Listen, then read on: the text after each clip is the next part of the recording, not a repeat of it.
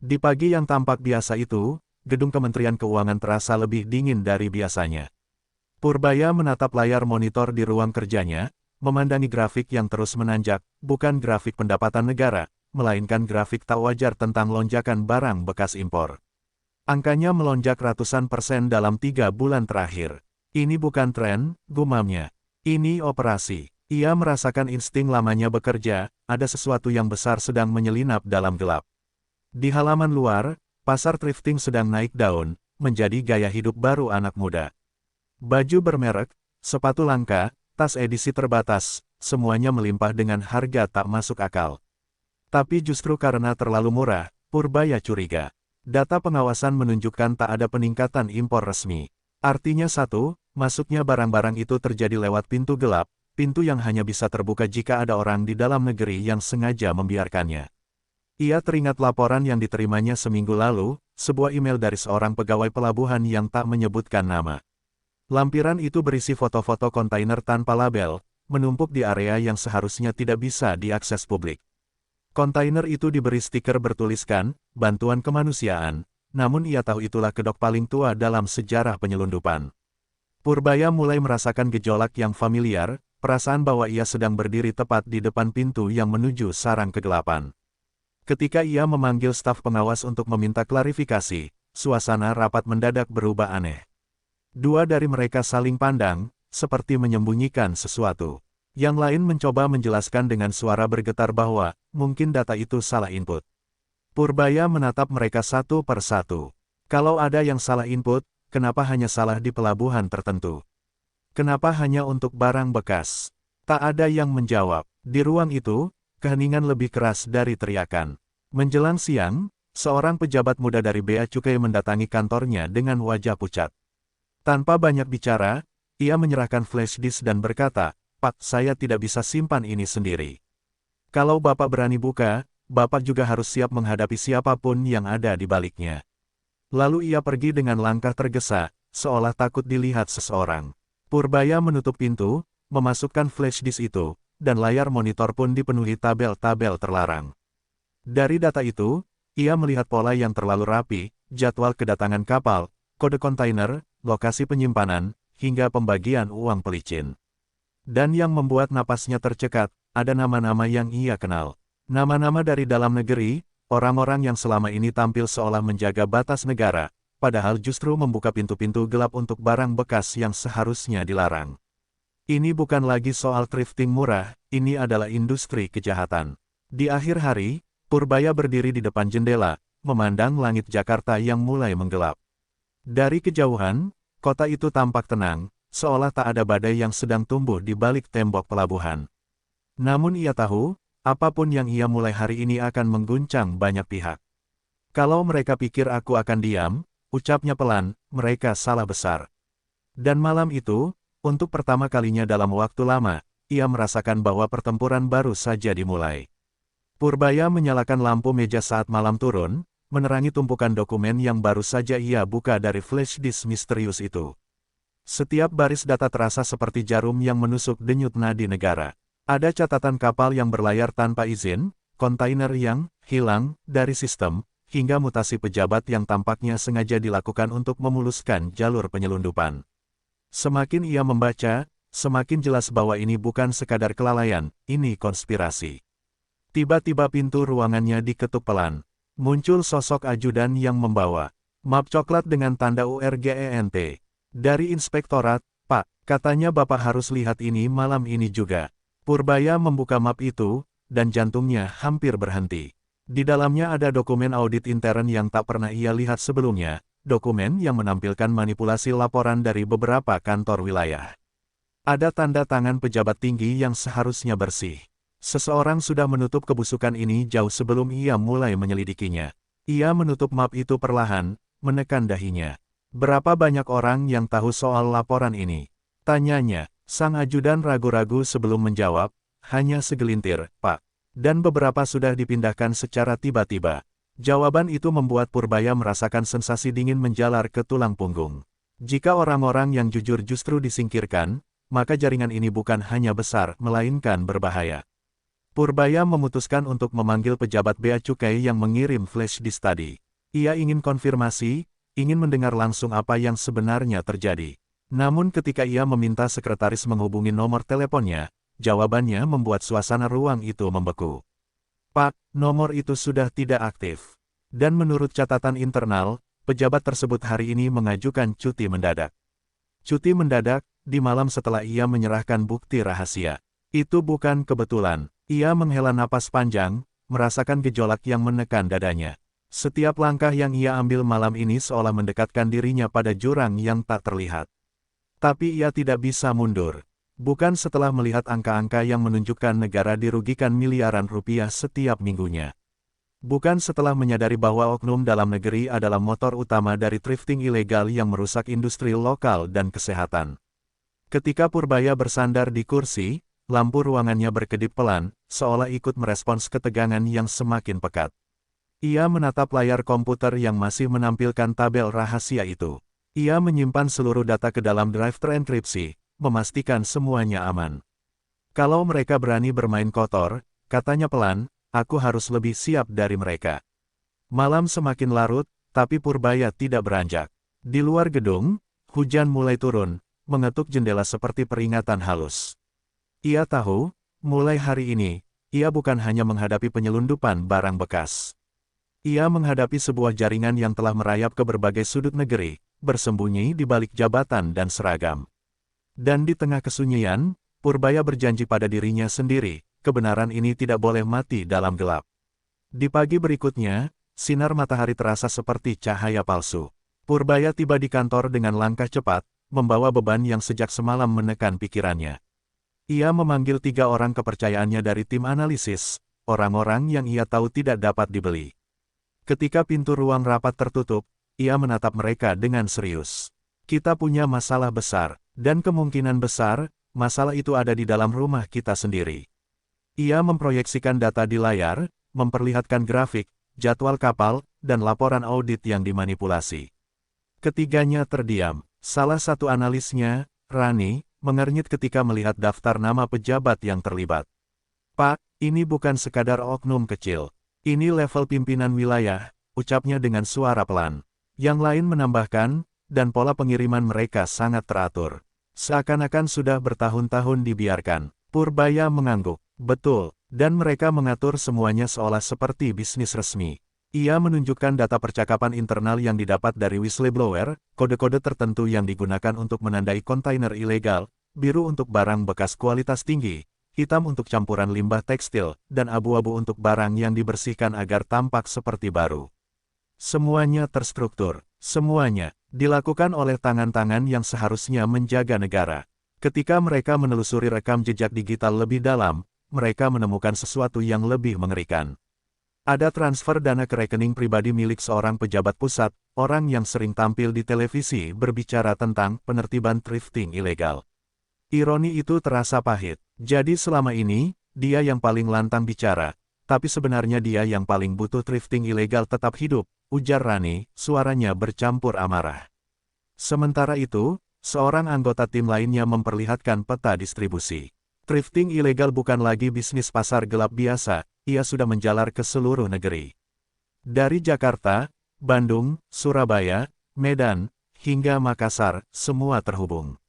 Dan setiap jalur memiliki penjaga di dalam negeri yang tugasnya memastikan barang bekas impor tak pernah berhenti masuk. Purbaya tahu, untuk memutus rantai ini, ia harus menghadapi orang-orang yang tidak ingin disentuh. Ketika diskusi semakin dalam, seorang staf muda masuk dengan raut cemas. Pak, ada seseorang di lobi mencari Bapak. Dia bilang membawa informasi yang tak bisa ditunda. Purbaya bertukar pandang dengan timnya. Orang misterius lain, pesan ancaman lagi, atau justru informan baru. Ia merasa campuran antara waspada dan harapan tipis. Sebelum turun menemui tamu itu, Purbaya berdiri sejenak. Ia menatap layar yang kini dipenuhi bukti keterlibatan oknum negeri. Masalah thrifting ini bukan tentang baju bekas, gumamnya. Ini tentang siapa yang menguasai pintu-pintu negara. Ia menghela napas panjang, lalu berjalan menuju lobi. Dan di sana, ia sudah bisa merasakan, apapun yang menantinya di bawah, akan membuka babak baru dari kegelapan yang lebih dalam. Sosok yang menunggu Purbaya di lobi ternyata seorang pria parubaya dengan wajah yang tampak lelah, seolah ia telah berlari dari kegelapan yang panjang. Ia memperkenalkan dirinya sebagai Damar, mantan pekerja gudang di salah satu pelabuhan terbesar di utara. Dengan suara bergetar, ia berkata, "Saya tidak punya waktu banyak, Pak.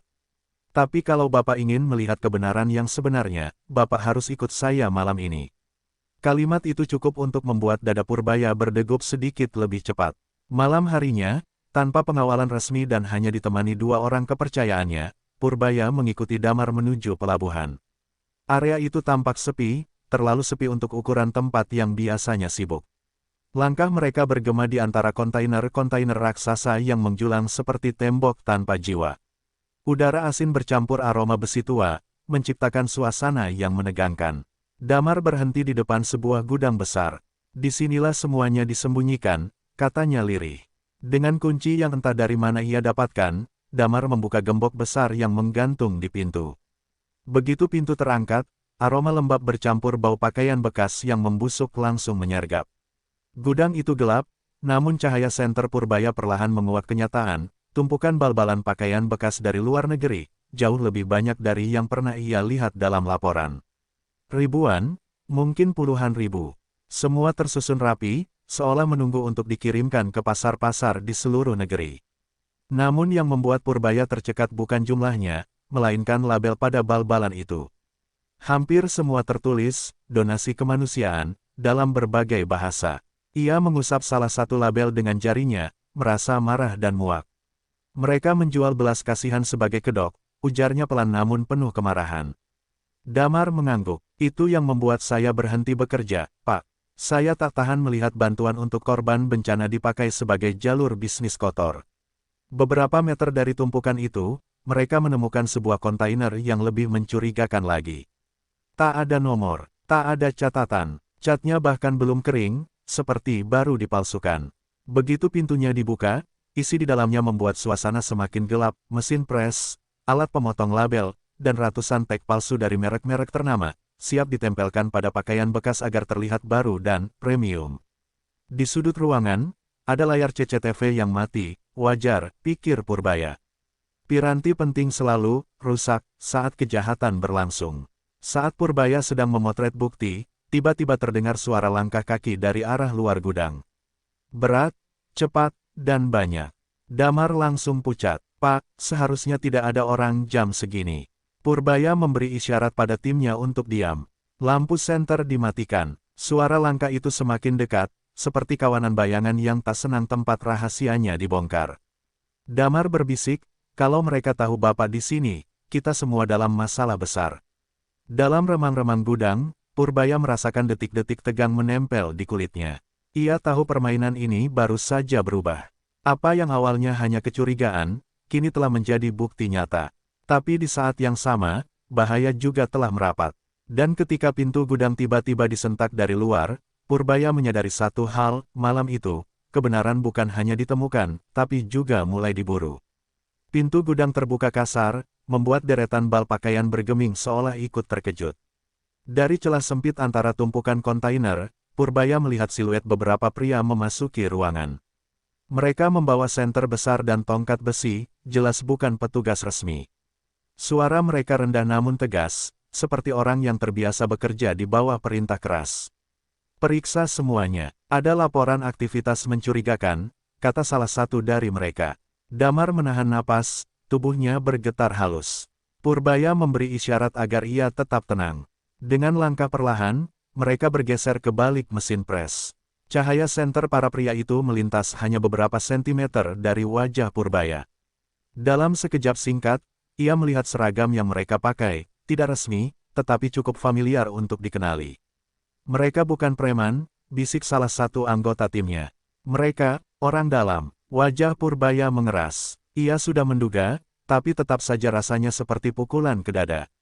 Jika oknum-oknum ini sudah menjaga gudang tengah malam, berarti penyelundupan ini dilindungi sampai ke akar terdalam.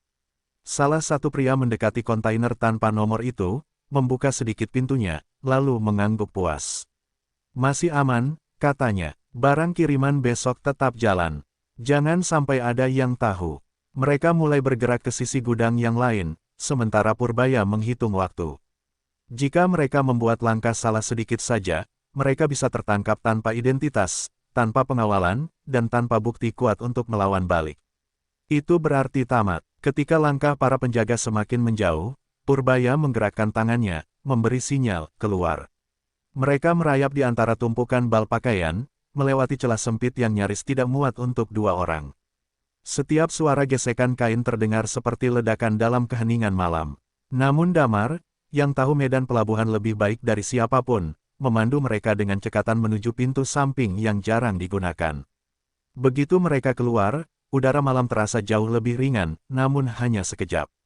Di luar gudang, lampu-lampu pelabuhan berkedip seperti mata yang sedang mengawasi dari kejauhan. Damar menarik napas dalam-dalam. "Pak, kalau mereka tahu saya membawa Bapak ke sini, nyawa saya selesai." Purbaya menatapnya, penuh keseriusan. "Kau tidak sendirian. Mulai sekarang, kau berada dalam perlindungan saya." Walau ucapannya tegas, Purbaya tahu ia baru saja menarik seorang rakyat biasa ke dalam badai besar. Sesampainya kembali di mobil, ponsel Purbaya bergetar. Sebuah pesan masuk dari nomor tak dikenal. "Anda melihat hal yang bukan urusan Anda. Jangan campuri bisnis orang lain. Ini peringatan pertama." Tidak ada nama, tidak ada tanda tangan, tanda para pelakunya percaya diri, bahkan arogan. Purbaya menatap layar itu lama, kemudian menyimpannya tanpa mengucapkan sepatah kata pun. Dalam perjalanan meninggalkan pelabuhan, suasana mobil sunyi total. Jalanan tampak seperti lorong panjang yang menelan cahaya. Tapi di dalam diri Purbaya, ada sesuatu yang justru menyala semakin terang, tekad. Ancaman demi ancaman tidak akan membuatnya mundur. Justru sebaliknya, membuktikan bahwa ia berada di jalur yang benar. Dan malam itu, dengan suara rendah namun pasti, ia berkata pada dirinya sendiri, jika mereka berani mengancam, berarti mereka takut. Keesokan harinya, ruang kerja Purbaya dipenuhi berkas hasil investigasi yang baru dikumpulkan timnya setelah malam panjang di pelabuhan. Ada foto gudang, rekaman suara samar, dan daftar kode kontainer. Namun satu dokumen yang paling mencolok adalah laporan transaksi mencurigakan yang baru saja disaring oleh analis keuangan. "Ini bukan uang kecil, Pak," ujar Rani sambil menunjuk angka-angka yang hampir membuat mata berdenyut.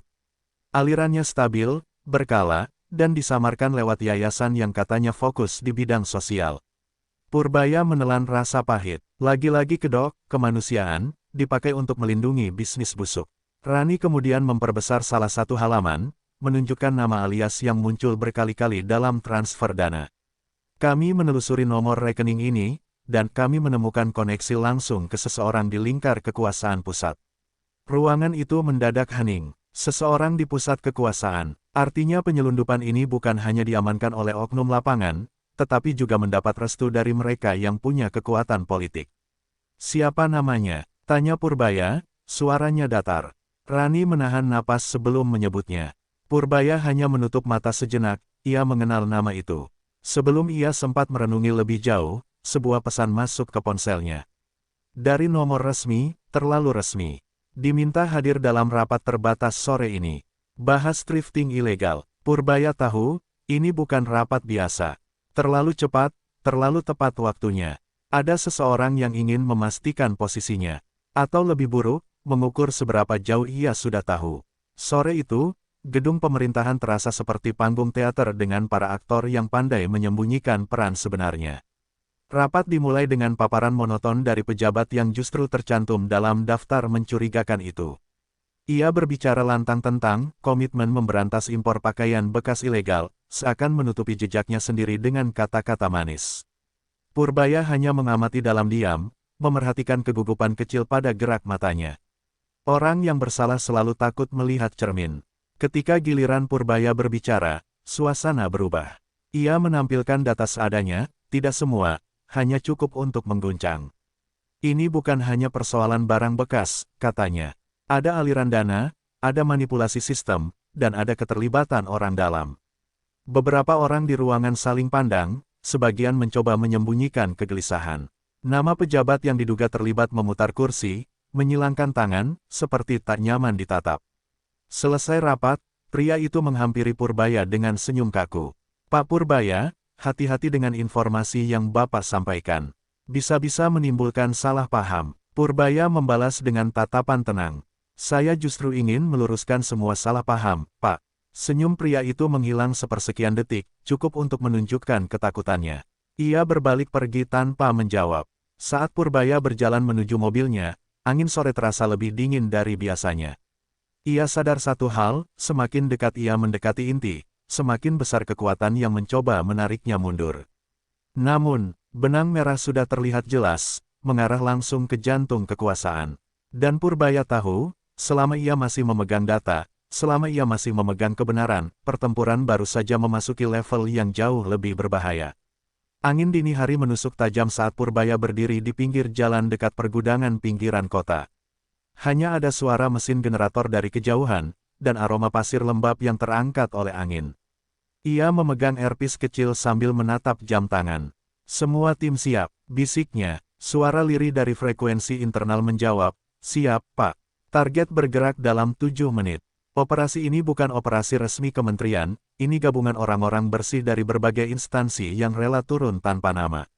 Jalur penyelundupan pakaian bekas ilegal biasanya bergerak saat subuh, ketika lampu-lampu kota masih redup dan pengawasan formal lemah. Namun malam ini berbeda. Data dari Damar dan tim analisis menunjukkan bahwa ada 3 truk yang akan keluar membawa barang prioritas. Barang yang ditandai untuk pasar besar di beberapa kota. Dan salah satunya memuat dokumen pembayaran gelap yang bisa menjadi bukti paling mematikan dalam penyelidikan. Suara mesin diesel terdengar dari kejauhan, semakin lama semakin jelas. 3 truk besar muncul dari balik deretan gudang, bergerak pelan namun pasti. Purbaya memberi isyarat lewat earpiece. Dalam hitungan detik, timnya bergerak.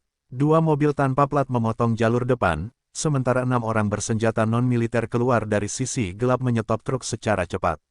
Para sopir terkejut, mencoba kabur, namun ditangkap dalam hitungan detik. Ini bukan baku hantam, ini penyergapan senyap yang dirancang profesional.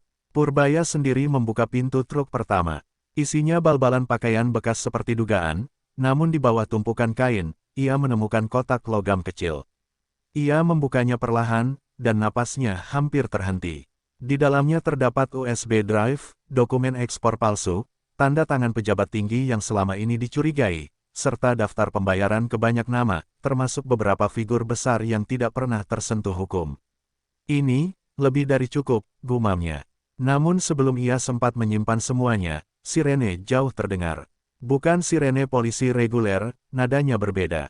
Lebih cepat, lebih tajam, seperti milik satuan tertentu yang tidak biasanya berpatroli di area gudang.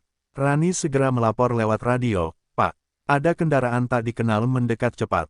Bukan dari tim kita. Purbaya merasakan detak jantungnya melompat. Ini berarti hanya satu, ada pihak yang tahu ia sedang melakukan gerakan malam ini. Truk ketiga tiba-tiba menyalakan mesin, rupanya salah satu sopir lolos dari penahanan. Truk itu melaju ugal-ugalan ke arah Purbaya dan timnya. Semua menepi, teriak seseorang. Dalam sekejap, tim menyebar, menghindari truk yang berusaha kabur sambil hampir menabrak 2 orang.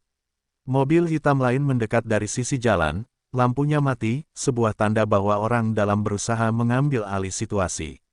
Purbaya memeluk kotak berisi bukti itu erat-erat, lalu berlari menuju mobilnya dengan kecepatan yang tak pernah ia pikirkan sebelumnya. Malam itu kacau, brutal, dan penuh jebakan. Namun ia berhasil masuk ke mobil tepat saat truk pengacau itu kabur ke arah lain. Ketika mobil Purbaya melaju meninggalkan lokasi, ia tahu satu hal, ia tidak hanya mendapatkan bukti malam ini, ia juga baru saja memicu perang terbuka dengan jaringan gelap yang tidak akan tinggal diam. Dan fajar yang akan datang bukan membawa cahaya, tetapi bayang-bayang lebih panjang dari sebelumnya. Tengah malam di gedung kementerian, lampu-lampu di lantai 4 masih menyala. Purbaya duduk seorang diri di ruang kerjanya, hanya ditemani secangkir kopi yang sudah dingin dan setumpuk berkas yang terikat rapi.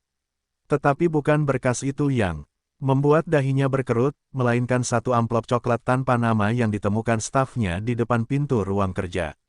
Amplop itu tampak biasa, namun isi di dalamnya menggetarkan seluruh tubuhnya. Daftar nama, alur dana, nomor rekening luar negeri, semuanya tertulis rapi, terlalu rapi untuk sebuah kebetulan. Suasana di ruangan terasa menekan. Heningnya terlalu keras, seolah dinding-dinding ikut bersekongkol menyembunyikan sesuatu. Purbaya membuka setiap halaman dengan tangan bergetar. Semakin ia membaca, semakin jelas bahwa jaringan thrifting ilegal itu tidak lagi sekadar bisnis gelap. Ini adalah gurita dengan akar yang menyusup hingga ke lembaga-lembaga negara, yang selama ini berdiri berdampingan dengannya, rapat dengannya, bahkan mungkin bersalaman dengannya. Namanya sendiri tidak ada di daftar itu, tetapi ada sesuatu yang lebih mengerikan, nama orang-orang yang selama ini ia percaya. Orang-orang yang duduk di rapat kecil, memberi masukan tentang kebijakan ekonomi, berbicara tentang integritas dan pembangunan nasional. Mereka, diam-diam, menjadi motor utama masuknya barang-barang thrifting ilegal, membiarkan negara rugi demi keuntungan pribadi yang mengalir deras di balik tirai. Purbaya berdiri, memejamkan mata sambil menarik napas panjang.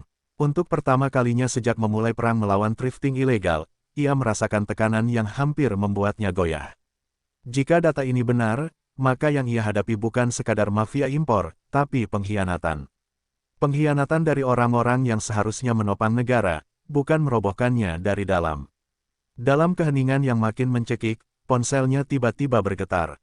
Sebuah pesan singkat masuk dari nomor tak dikenal, hentikan. Atau sesuatu yang berharga akan hilang dari hidup Anda. Tidak ada nama, tidak ada tanda tangan, tetapi ancamannya jelas. Dan itu bukan ancaman kosong. Nada dingin dan lugas pesan itu menandakan bahwa pengirimnya tahu siapa Purbaya, tahu apa yang ia lakukan, dan tahu bagaimana cara melumpuhkannya. Purbaya menggenggam ponsel itu erat-erat. Ia merasa marah, terluka, tetapi paling besar, tertantang. Ancaman itu justru menguatkan tekadnya. Jika sampai ada pihak yang berani mengancam langsung, berarti langkahnya sudah mengenai target yang tepat. Ia tahu bahwa jalannya ke depan akan semakin berbahaya. Namun ia juga tahu bahwa membiarkan jaringan ini terus hidup akan menghancurkan masa depan banyak orang lebih dari ancaman apapun. Ia duduk kembali, menyalakan laptop, dan mulai menyusun strategi baru. Perlawanan terbesar baru saja memperlihatkan dirinya.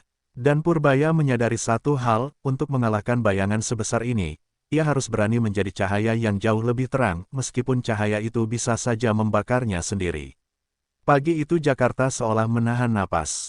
Udara lembab menyelimuti gedung-gedung pemerintahan, seperti pertanda bahwa sesuatu yang besar akan terjadi.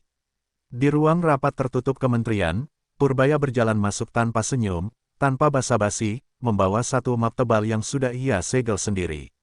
Pandangan matanya tajam, seolah menembus siapapun yang duduk di hadapannya. Beberapa pejabat yang hadir saling pandang, gelisah, karena mereka tahu agenda rapat itu tidak tercatat dalam jadwal resmi. Begitu pintu ditutup, Purbaya meletakkan map itu di meja dengan suara keras. "Saya akan langsung ke inti," katanya dengan suara tenang namun penuh muatan. Ia membuka map itu, menampilkan daftar nama, alur dana, bukti transaksi, serta rekaman yang baru semalam ia temukan. Beberapa wajah di ruangan itu langsung pucat. Purbaya tahu siapa yang takut, dan siapa yang berusaha menyembunyikan ketakutannya. Salah satu pejabat mencoba tertawa kecil, pura-pura bingung. "Pak Menteri, ini pasti salah paham." "Tidak mungkin, tidak ada yang salah paham," potong Purbaya, suaranya berubah dingin. "Semua ada buktinya, termasuk bagaimana kalian menekan petugas lapangan, menutup data manifest, dan membiarkan thrifting ilegal merusak industri domestik serta menggerus pendapatan negara." Ruangan mendadak sunyi, hanya suara AC yang terdengar samar. Mereka yang selama ini bermain di balik layar mulai menyadari bahwa permainan sudah selesai.